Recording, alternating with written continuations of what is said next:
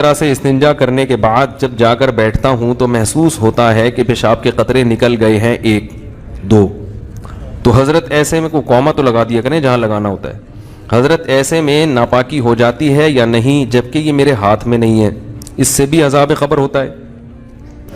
اچھا خیر، تو بھائی دیکھو، جب پیشاب کر لیں نا، پیشاب سے فارغ ہو جائیں تو تھوڑی دیر اطمینان سے بیٹھے رہیں، ٹھیک ہے نا؟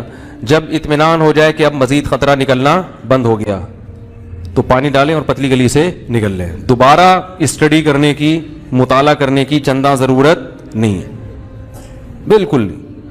وہم ہو، شک ہو، اس سے وضو نہیں ٹوٹے گا، بلکہ شک دور کرنے کا جو سنت طریقہ ہے وہ یہ کہ اپنے ازار پہ تھوڑا سا پانی کی چھینٹیں مار لیں، شلوار پہ، تاکہ اگر تراوٹ نظر آئے، شیطان وسوسے میں ڈالے کہ یہ تو گیلا گیلا، تو آپ خود بولو بھائی یہ تو میں نے خود ترک کیا ہے، تو یہ وسوسہ دور کرنے کا اچھا طریقہ ہے۔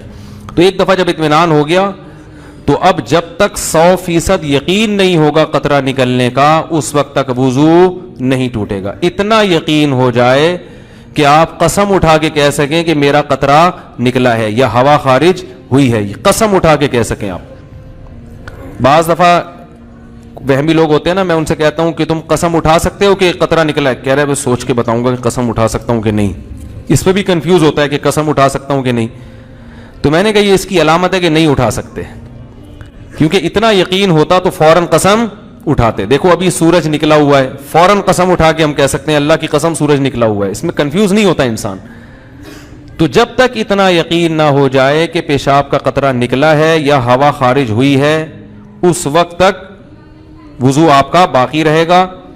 لیکن وہمیوں کو بات سمجھ میں نہیں آتی، یہ پھر بھی کنفیوزڈ ہی رہیں گے یہ۔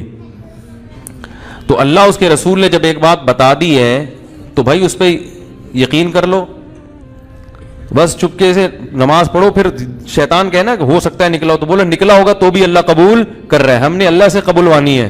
جب اللہ قبول کر رہا ہے تو ہمیں یہ سوچنے کی کیا ضرورت ہے کہ نکلا ہے کہ نہیں نکلا، جب اللہ ایسے ہی قبول کر رہا ہے۔ تو ایک دفعہ اطمینان ہو کہ قطرہ آنا بند ہو گیا، اس کے بعد پھر شک سے وضو نہیں ٹوٹے گا۔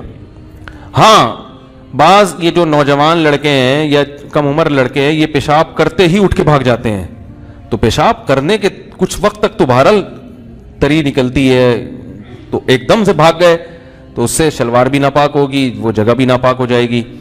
تو اگر شلوار اتنی ناپاک ہو گئی ہے کہ جو 5 روپے کا سکہ، اس کی کیا دلیل ہے؟ لوگ اس پہ بھی اعتراض کرتے ہیں، قرآن حدیث میں کہاں لکھے کہ 5 روپے کے سکے کے برابر اگر ناپاک ہو گئی تو وہ ناپاک ہے، اس سے کم پاک ہے۔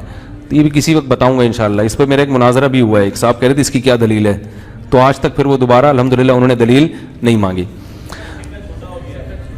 5 کا سکہ جو چھوٹا ہو گیا، صحیح کہہ رہے ہیں بھائی، وہ پرانا والا سکہ رائج الوقت نہیں، پرانا سکہ جو ہتھیلی کی گہرائی کے برابر، صحیح کیا آپ نے، اچھا ہوا لقمہ دے دیا آپ نے۔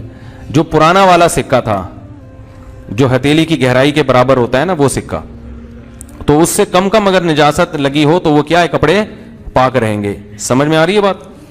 تو فوراً پیشاب کرتے ہی اٹھ کے بھاگ جانا ٹھیک نہیں ہے۔ پیشاب کرنے کے بعد تھوڑی دیر بیٹھیں، اطمینان کر لیں کہ اب تری آنا ختم ہو گئی ہے، تو بس اٹھ کے چلے جائیں، تو اور ختم ہو جاتی ہے تھوڑی دیر میں۔ اور اگر غور فکر میں لگے رہیں گے نا وہاں بیٹھ کے، تو قیامت تک ختم نہیں ہوگی، یہ بتا دوں میں، قیامت آ جائے گی، پولیس بلوانی پڑے گی۔